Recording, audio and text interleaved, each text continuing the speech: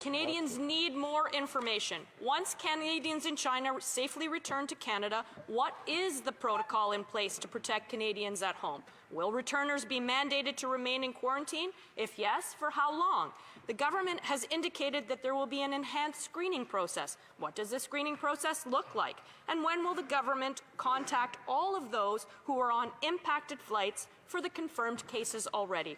Canadians need reassurance. Canadians need answers today. What's the plan? The Honourable Minister of Health.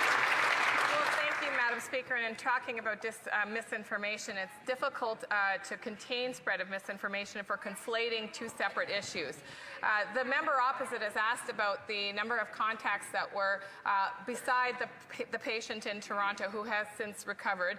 All of those people sitting within 2 meters have been contacted and confirmed as not having the coronavirus. So that piece is complete. In terms of returning people from China, I will note that China will not allow people who are ill to travel, and will have a very comprehensive screening process in partnership with Canadian healthcare professionals that will be on the ground. We'll continue to update as we know. The Honourable Member, l'Honorable député de Richmond-Arthur-Basca. Madame la Présidente, le gouvernement libéral a créé en novembre dernier un ministère de la prospérité de la classe moyenne. Lorsqu'elle fut questionnée sur ce qu'est la classe moyenne, la nouvelle ministre a mentionné qu'elle ne le savait pas trop, qu'elle n'avait pas de données exactes. Elle a dit, je cite, que ce sont les familles qui ont une qualité de vie, vous savez, qui peuvent inscrire leur enfant au hockey, avoir différentes activités. Madame la Présidente, est-ce que la ministre peut nous dire sa définition de la classe moyenne est aussi floue que sa définition du bonheur personnel? L'Honorable ministre de la Prospérité et de la classe moyenne. Madame la Présidente, je remercie mon collègue d'en face pour sa question. Depuis le premier jour, notre gouvernement a travaillé afin de renforcer et de grandir la classe moyenne. Nous savons que les gens veulent un chez-soi qui est abordable, une bonne éducation pour leurs enfants et une retraite qui est digne et sécure. C'est sur quoi nous allons concentrer et c'est pourquoi nous avons déjà fait notre première étape, c'est de couper les taxes pour les gens de la classe moyenne. Alors, nous allons continuer à travailler pour la classe moyenne et j'inviterai mon collègue d'en face de... L'Honorable député de Richmond-Arthur-Basca.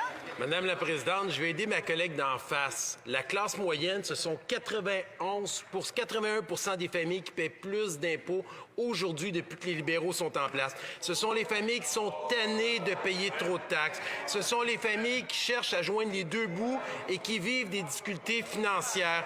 Ce sont les familles qui payent des subventions à l'Oblast et à Mastercard à cause des décisions ridicules de ce gouvernement.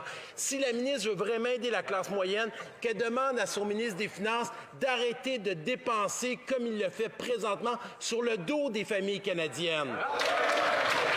L'Honorable ministre de la Prospérité et de la classe moyenne. Madame la Présidente, pendant que l'opposition se fixe sur un chiffre précis, nous passons à l'action. Et c'est pour cela que la classe moyenne nous avons un bilan qui parle de soi-même. En 2015, la première chose que nous avons faite est de réduire les impôts de la classe moyenne en demandant aux riches de payer un peu plus. Nous avons créé l'allocation canadienne pour les enfants et nous avons aussi diminué les taxes dès cette année en commençant notre mandat. Nous allons continuer à travailler avec la classe moyenne et s'assurer qu'ils aient une vie qui est abordable et qu'une bonne... L'Honorable député de Saint-Jean. Madame la Présidente, ça fait des années qu'on le dit, multiplier les programmes d'infrastructures ciblés avec plein de critères rigides, ça marche pas. Le programme pour faire face aux inondations est